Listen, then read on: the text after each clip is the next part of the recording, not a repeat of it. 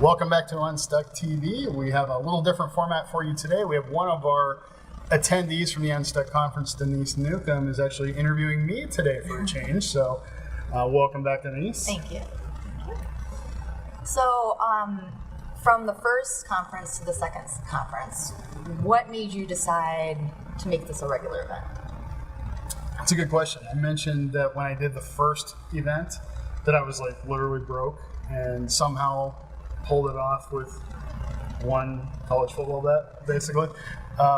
So after the event, a friend of mine who is a very well-respected professional speaker who gets paid quite a bit to speak comes up to me and asks me how the conference went. I told him that, it was great, but we only had 35 people there, and financially it was okay. I didn't really make money on the event, but it was a great event. So he asked me why I didn't ask him to speak. Well, that was simple. I can't pay you to speak. So I went with speakers who were new, who had great stories, but I knew I wouldn't be able to pay speakers. And he looked at me and he goes, well, that's your first mistake. I would have spoken for free. When is your next event so I can speak? I'm like, well, I just told you I didn't have any money and I didn't make any on this one, so I don't know when I can do the next event. And he looked at me and goes, I'm asking you when is your next event so I can speak. And he did that to me 3 or 4 times before I finally pulled out my phone and said, okay, July 30th is the next event.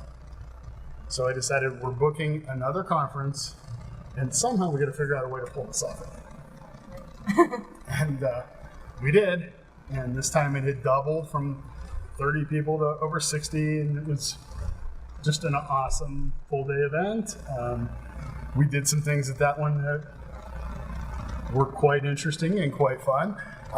My partner at the time, my best friend, and one of my speaking partners was Dale Krause. And Dale spoke about living your bucket list lifestyle with cancer. And so I called Dale up right away and we need to get together. We have to plan another conference. So we sat there brainstorming on how we could do this and figured out a way that we can financially pull it off. And I'm like, okay, what can we do that would be really cool at this event?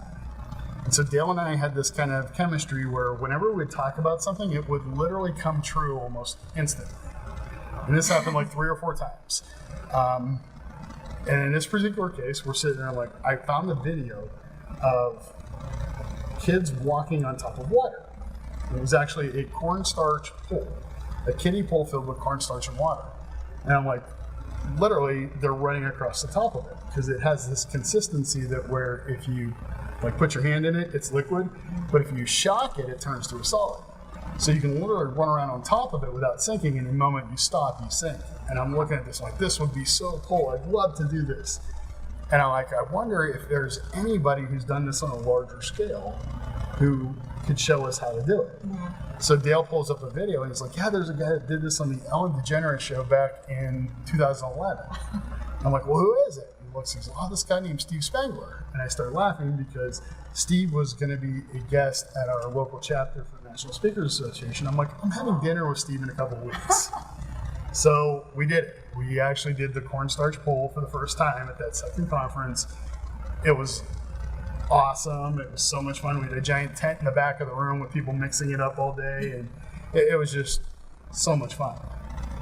Which we then did at the third event, and we realized it's way too messy, way too difficult to do. And since we're doing this next one at the Smith Center, unfortunately, we're not going to have the cornstarch poll, but we'll make sure we have some other fun things in mind. But after doing that second event, we decided it was going to become a regular thing.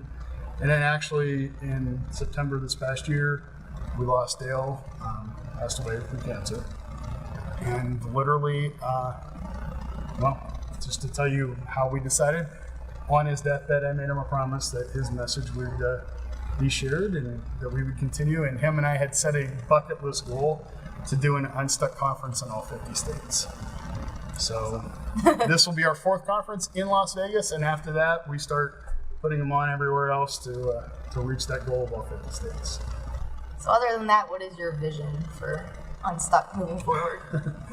It evolves on a regular basis. Originally, I thought what a great experience this would be for the audience. And then soon I realized that the speakers themselves were benefiting just as much.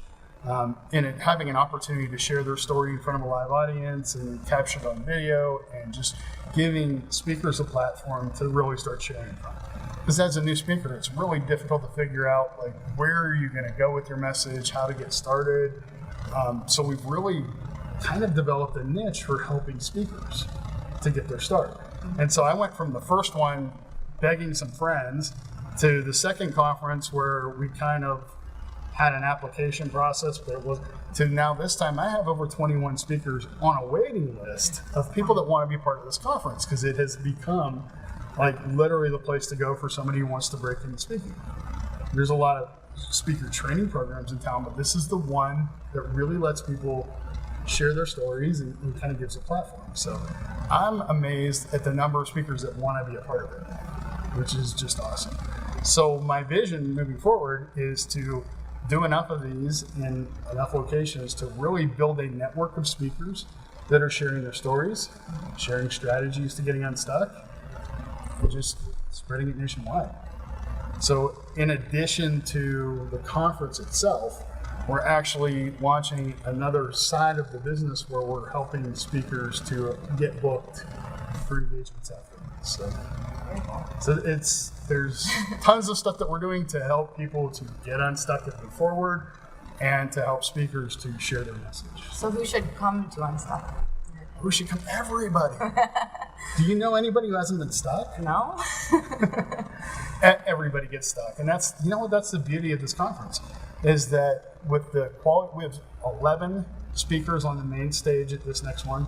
Plus, we're having lunch and learn sessions that are specifically designed for like specific topics. So we have some experts talking about grief, some on depression, some on health and wellness.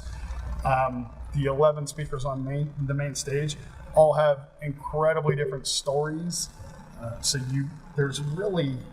It would be hard for somebody not to have a nugget to take away with them from one of the speakers at this event.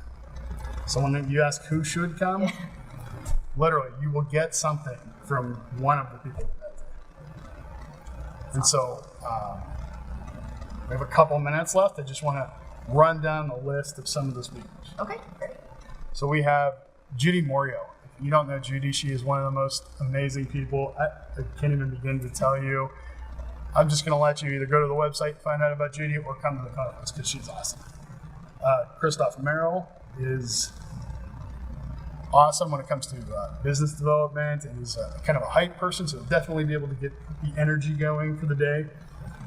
We have Silo Moses. Silo was homeless for a while, and now he runs Serving Hope Las Vegas and feeding the homeless. We have Dario Herrera. Dario was a former Clark County commissioner in Nevada. He's back in Vegas rebuilding his business, his reputation. He spoke at our last conference. He was absolutely amazing, so you don't want to miss Dario. Cheryl Green, who's normally my co-host on the show. Cheryl has a great story of overcoming depression and philanthropy. John DiDomenico.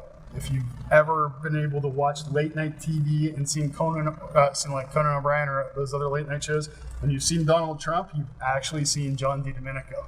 He's the #1 Trump impersonator in the world. He is so funny, and he's going to be our MC and speaker for the day.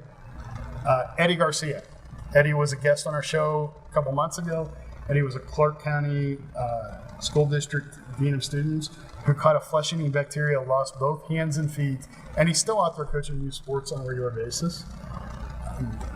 Patty Fedoli is actually a former Las Vegan who's now in Houston, but she talks about losing 4,000 pounds, which was really just chasing after material things rather than things that really matter in life. I'll have a couple things to say there as well. Am I missing any? Vital Germain. Oh my God, if you have not heard Vital, you have to come hear him. He is awesome.